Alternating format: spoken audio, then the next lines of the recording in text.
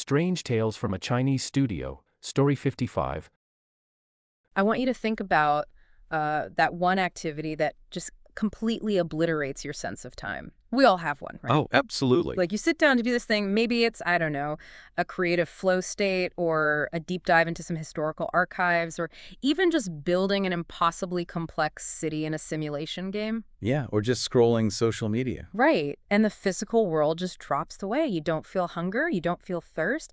And then you finally blink, you look around and you realize like 6 hours have completely evaporated and the sun is coming up. It's totally disorienting. It is. And we treat that kind of time blindness, that hyper-focus as a quirk, you know? Sometimes even a superpower. But imagine if indulging that specific, all-consuming flow state meant literally forfeiting your soul. Well, that fundamentally flips the whole concept of passion. Right. It turns it into a mechanism for self-destruction. Thanks. And the terrifying element here isn't necessarily a demon coming out of the shadows to drag you away. It's the realization that you might happily walk yourself right into the abyss purely because you couldn't pull your eyes away from the board. Yeah. Which brings us to our focus for today's deep dive. We are exploring this brilliant, honestly, deeply unsettling excerpt from a 17th century Chinese collection. It's called Strange Tales from a Chinese Studio, compiled by the scholar Pu Songling. A legendary collection. Truly. And today we are pulling apart tale which is universally known as the chess ghost. The mission here is to crack open this 17th century narrative and look at the machinery underneath it. Because there is a lot of machinery. Right. We're looking at the psychology of addiction, the frankly hilarious but also terrifying bureaucracy of the Chinese underworld, and what actually happens when an obsession survives the death of the brain. And the setting Pu Songling chooses for this is incredibly deliberate. I mean, we open with General Liang. Okay, tell us about him. Well, he's a man who has successfully survived the meat grinder of imperial politics and military service. So he is retired in the country, enjoying a life that is just the absolute pinnacle of aristocratic leisure. Sounds nice. It does. And the inciting incident happens on a very specific date, the Double Ninth Festival. That's the 9th day of the 9th lunar month. Which is traditionally a day where you climb a mountain, you drink chrysanthemum wine, and you basically try to avoid misfortune. Right, exactly. The cultural veil between the living and the dead is understood to be particularly thin on this day. So General Liang is hosting this private, very relaxed gathering, and he's locked into a game of chess with his guests. Then, out of nowhere, this stranger appears at the edge of the patio. Just hovering there. Yeah, just hovering. And Pu Songling's physical description of this guy is a masterpiece of contradiction. He says he's wearing clothes covered in, quote, quail-like patches. Meaning his robes are so ragged and shredded, they look like the ruffled, dirty feathers of a ground bird. Right, but despite looking like a mess, his posture, his whole aura is entirely cultured. Yeah, he doesn't say a word. He just locks his eyes onto the chessboard with this hunger that goes way beyond mere interest. And here is where we really have to understand the specific game they're playing. Oh, right, because it's not Western chess. Exactly. When this text says chess, it is referring to Go, or Weiqi. In 17th century China, mastering Weiqi wasn't just some parlor trick. It was one of the 4 essential arts of the scholar. Alongside, like, calligraphy and painting, right. Yes, and playing the goon. The board was viewed as a microcosm of the universe.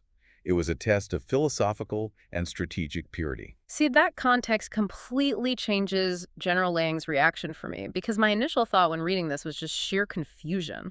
How so? I mean, if a ragged, unwashed stranger crashes my private backyard party and starts heavily breathing over my shoulder while I play a board game, I'm calling security. I am absolutely not pulling up a chair for him. Is Liang just overly polite, or does he recognize a fellow fanatic? It's definitely the latter. Liang extends the invitation out of scholarly kinship. He recognizes an initiate, someone who understands the cosmic math happening on that board. That makes sense. But the problem is, the chessboard is a psychological mirror.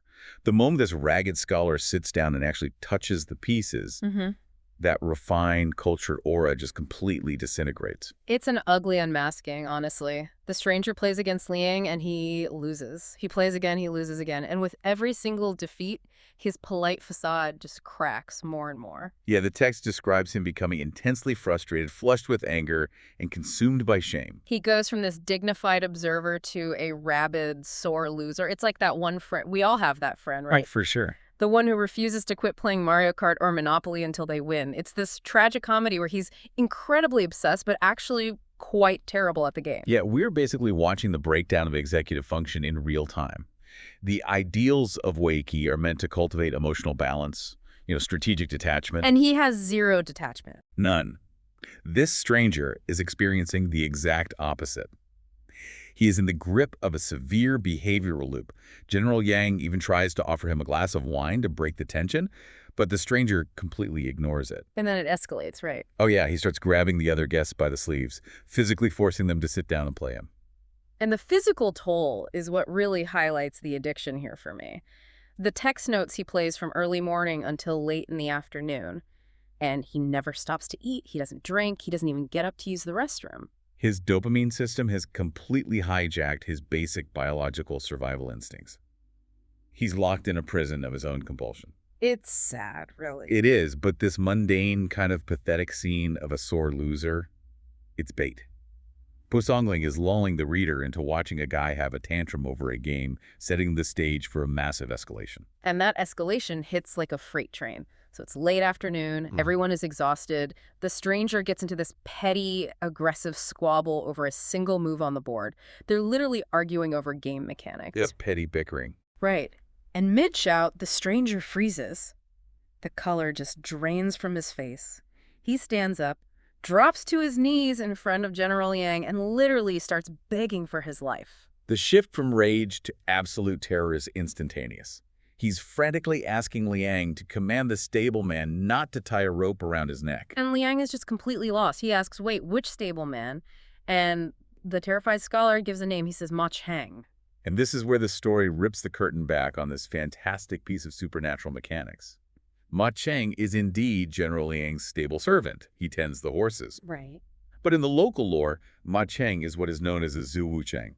He is an earthly mortal who is conscripted for part-time labor by the underworld. Wait. So Ma Cheng is basically doing freelance contract work for hell. He tends horses for a living general by day and reaps souls by night?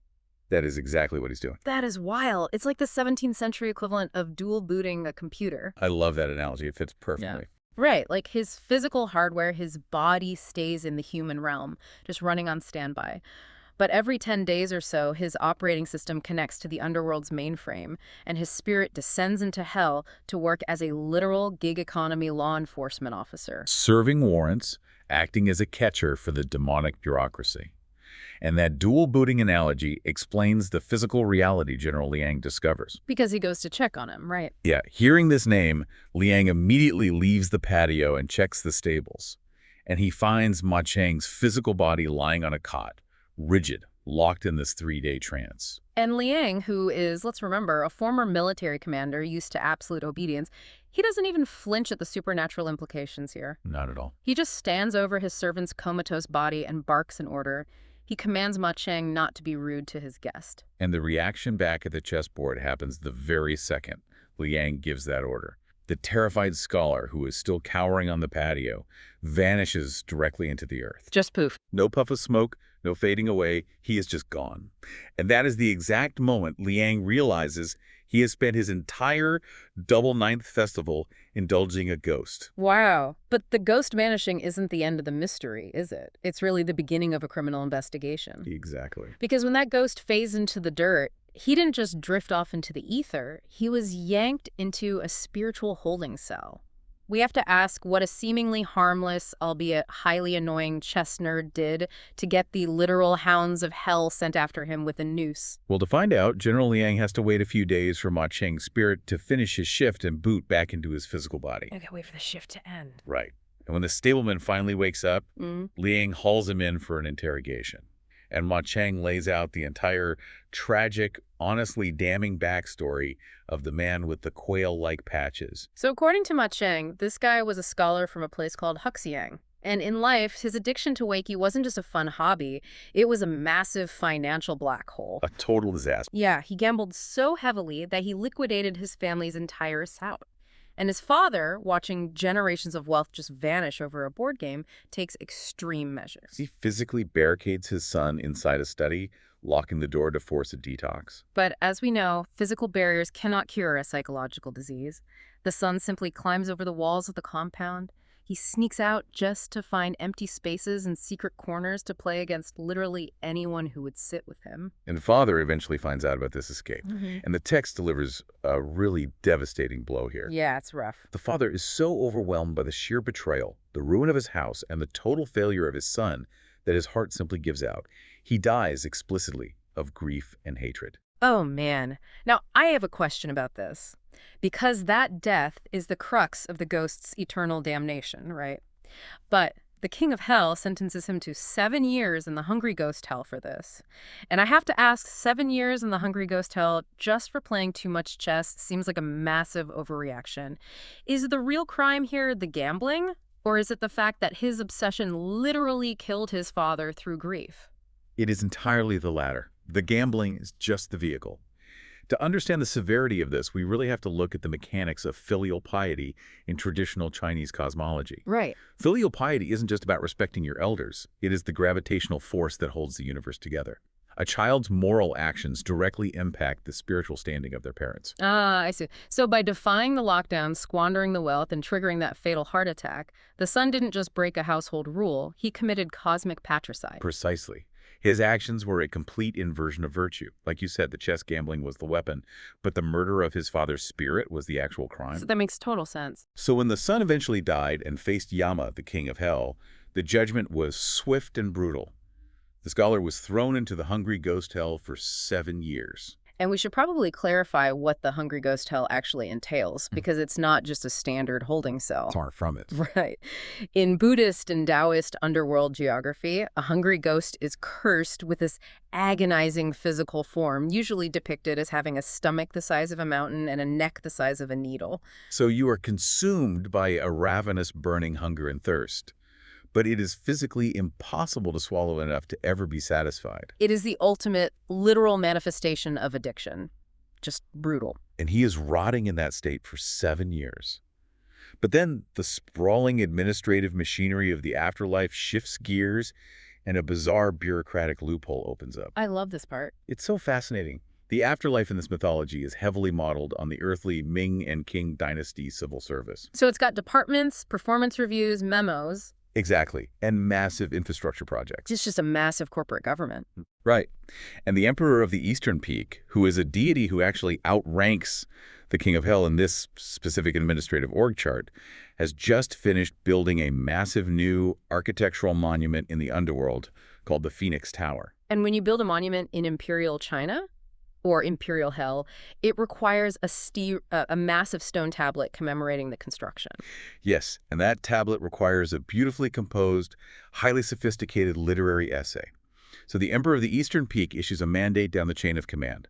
Find a master writer to compose the text. So the King of Hell receives this memo, and he starts searching his database, right? Yeah. And he remembers this disgraced scholar rotting in the Hungry Ghost Hell. Yeah. Because despite the guy's catastrophic moral failures, he actually possessed a brilliant literary mind in life.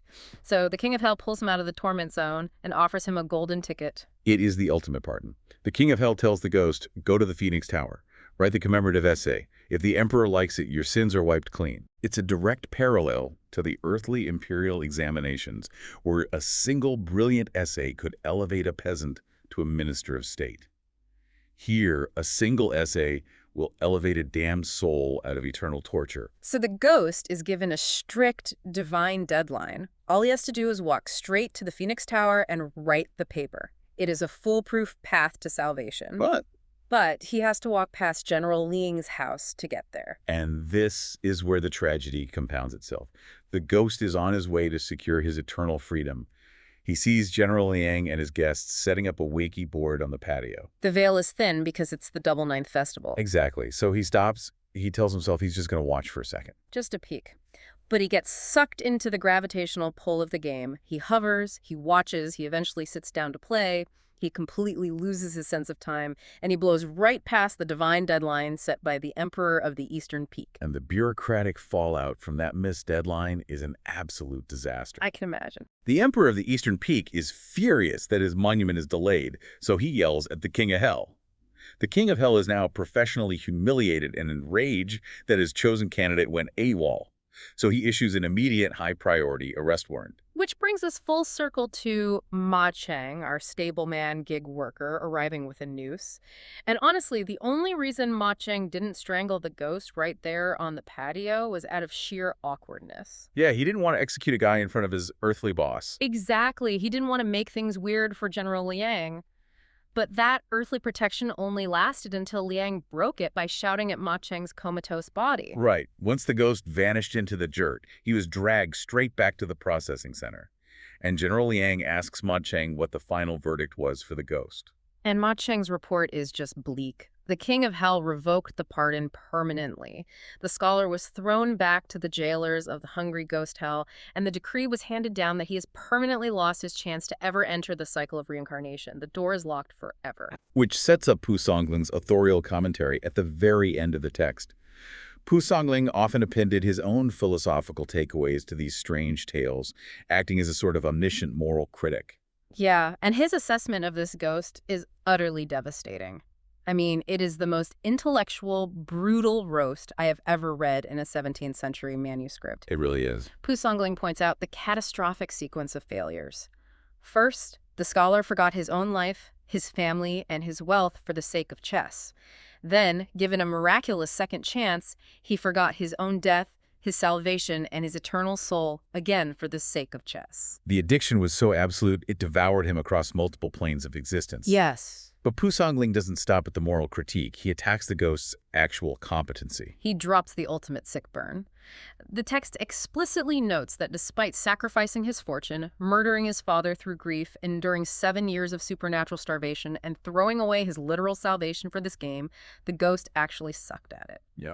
Pu Songling writes that he, quote, never mastered a single high-level move.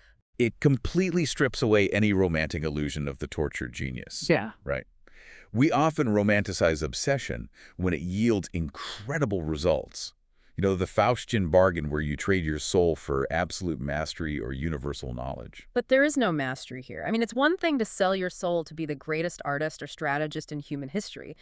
It's a profound, pathetic tragedy to lose your soul for a game you fundamentally do not understand. Exactly. He gave up eternity just to be a sweaty, angry, sore loser in a backyard in the country.